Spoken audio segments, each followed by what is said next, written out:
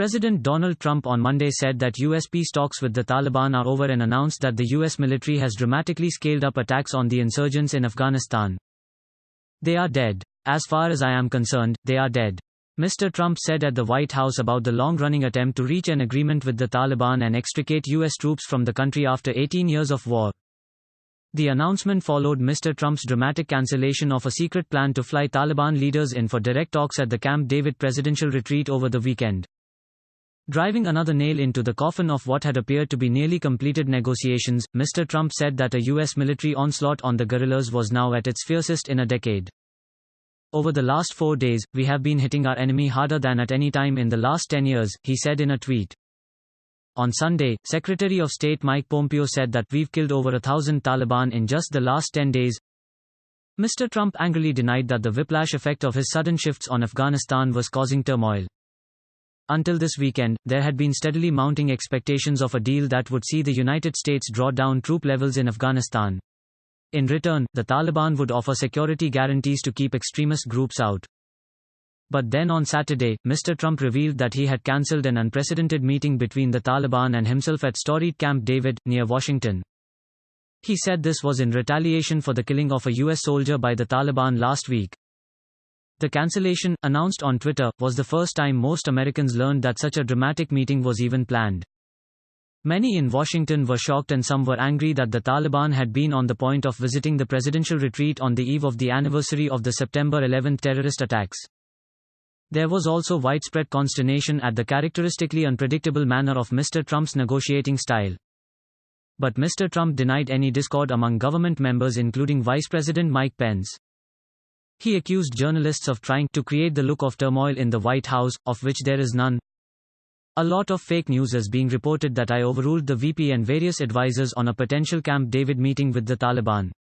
This story is false. I always think it is good to meet and talk, but in this case I decided not to," he tweeted.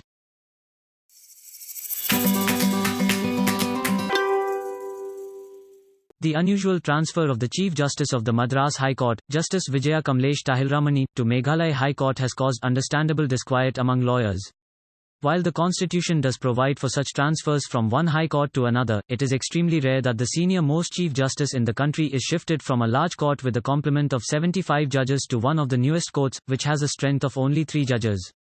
It is no surprise, therefore, that the judge, who entered the superior judiciary in 2001, and is the senior-most high court judge in the country, chose to resign, rather than continue in circumstances bordering on humiliation. It is unfortunate that the collegium rejected her request for reconsideration without assigning a reason. It is easy to argue that one high court is as good as any other, that such transfers should not be seen as a demotion, and that the Chief Justice of India (CJI) should be free to transfer the head of any high court in the interest of better administration of justice. However, it is a fallacious argument when one considers that there are no known complaints about her performance or any public controversy around her judicial or personal conduct. It is possible that the transfer is based on an internal performance assessment, or complaints not available in the public domain. However, in the absence of any explanation, the bar cannot be blamed if they see the transfer as punitive. If it is performance-related, a question arises as to whether all judges are being assessed on the same criteria. The controversy once again brings under focus the flawed collegium system of appointments and transfers. In recent years, the government and the collegium have been disagreeing frequently on the latter's recommendations for appointments. However, judicial transfers are initiated solely at the instance of the CJI. Therefore, the perception that Justice Tahilramani's transfer has something to do with her judgment in the Bilkis Bano gang rape case, when she was in the Bombay High Court, is quite misconceived. It was after this verdict that she was appointed Chief Justice of the Madras High Court, and a year has elapsed since then.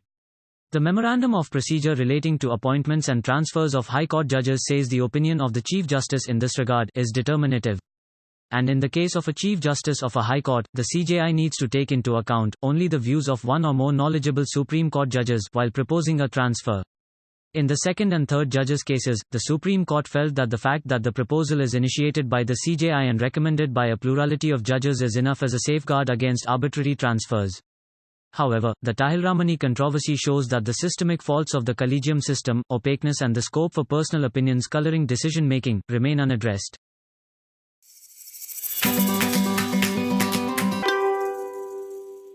In a dramatic set of posts on Twitter, US President Donald Trump announced the cessation of peace negotiations with the Taliban while also revealing that the insurgent group's representatives were to have participated in secret talks at the Camp David retreat in Maryland.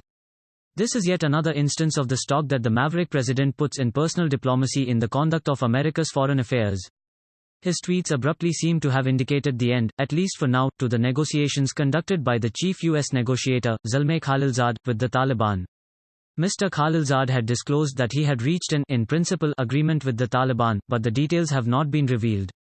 The negotiations were over US troop withdrawal from the country and assurances from the Taliban of not letting the country to be used as a safe haven for terrorists targeting the US. Mr. Trump said that a suicide car bomb attack in Kabul on Thursday was the trigger for his sudden decision.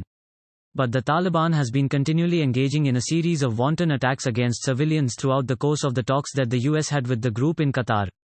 One estimate suggests that it has engaged in 173 terror attacks resulting in 1,339 fatalities in 2019 alone. The Taliban has perversely used the attacks as a bargaining chip of sorts, to undermine the Afghanistan government and to seek concessions on its own terms. It is not clear why Mr. Trump chose this moment to call off talks, as little has changed in the Taliban's behavior. What all this ambiguity reveals is Mr. Trump's erratic nature. Afghanistan has continued to be racked by internecine violence, with the Taliban increasing its control over several provinces and the government's reign prevailing only in the north-central parts of the country. A durable peace, with the US seeking early troop withdrawal, is only possible if there are talks between all Afghan groups and other regional stakeholders, with a guarantee by the Taliban that it will eschew terror. But the Taliban has refused to engage with the Afghan government, and the US's decision to delink the violence from the Doha talks only seem to have emboldened the group. Mr. Trump must reveal the contents of the so-called in-principle agreement and set more meaningful terms of engagement involving the Afghan regime in any further talks with the Taliban. It serves neither the US's own interests, as Mr. Trump seems to have belatedly realized, nor those of the beleaguered Afghan people if the Taliban is allowed to get away with repeated murder.